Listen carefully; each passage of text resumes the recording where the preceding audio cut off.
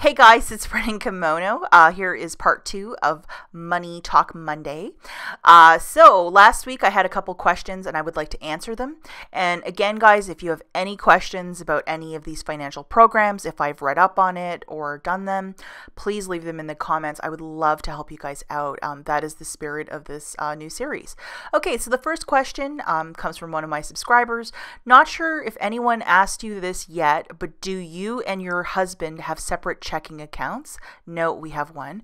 My husband and I don't. It's joint. Okay, that's also fantastic. That's just like me and my husband. Second part of her question is, I have tried Dave Ramsey, but my husband was not interested at all. Any advice? Thanks for sharing.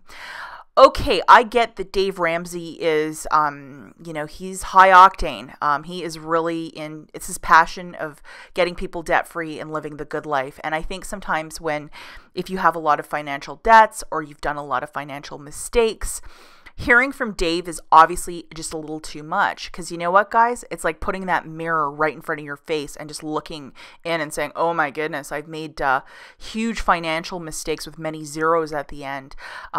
So, sometimes it could just be extremely overwhelming. It's like that analogy of how do you eat an elephant? Well, one bite at a time. Two things, maybe leave a copy of the Total Money Makeover in the bathroom and your husband might read it. Wishful thinking. If you guys are on a car ride, maybe get him to listen to a podcast for 30 minutes. That might be something too. If you guys live in a big metropolitan area, Dave Ramsey and his crew are always traveling with this show, the Total Money Makeover, at different arenas to get people fired up about being debt free.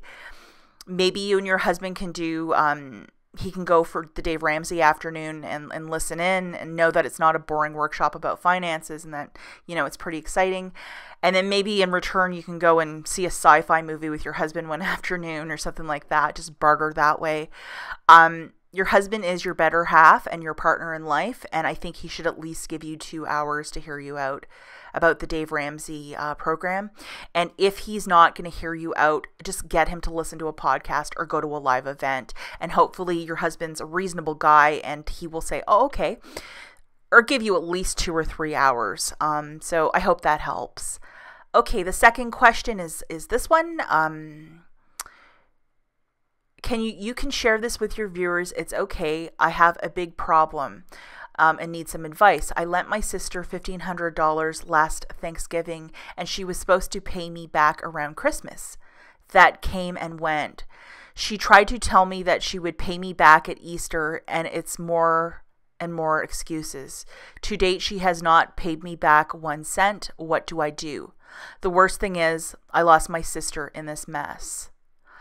So the first thing I'm going to say is I'm very sorry that this happened to you. If you value money and know that $1,500 isn't $10, this is financially abusive. The fact that somebody would borrow this much money and just have a very carefree and laissez-faire attitude of, I'll get you back next time. I'm wondering if you might have something signed or notarized, loaning that amount of money. That might not be the silliest thing to do, or in the future, if you're going to loan anybody money, you need to get something signed. This has even happened to me where I've loaned somebody, just under $1,000, and then they wouldn't return my calls, and I guess that's what my friendship was worth. And it's a terrible feeling, and I'm not sure why people do this, but it is a very clear way to see what people's colors are really about. I mean, if they're going to be shady this way and just, their true colors really shine when this sort of thing happens.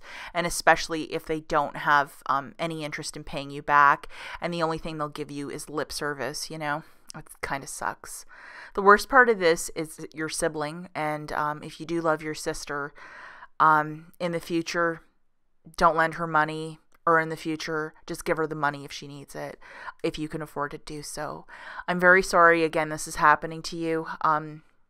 This is really between the two of you. Getting a parent involved like your mom or dad is probably not a good thing either. So you can ask to speak to her and have a talk one-on-one about this and say, hey, I really need the money back.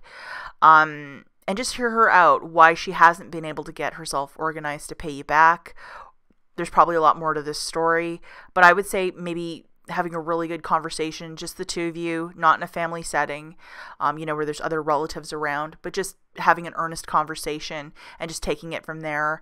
And if you can afford to give her some of that money, you might just have to walk away, because if she really doesn't have the money, she's had 6 months plus to make this right, and she hasn't. So again, I'm really sorry, but I think you need to have a conversation with her. So guys, I'm sure if you have advice for these two ladies, if you'd like to leave it in the comments, that would be wonderful. As always, thank you so much for watching, and I'll see you in my next video.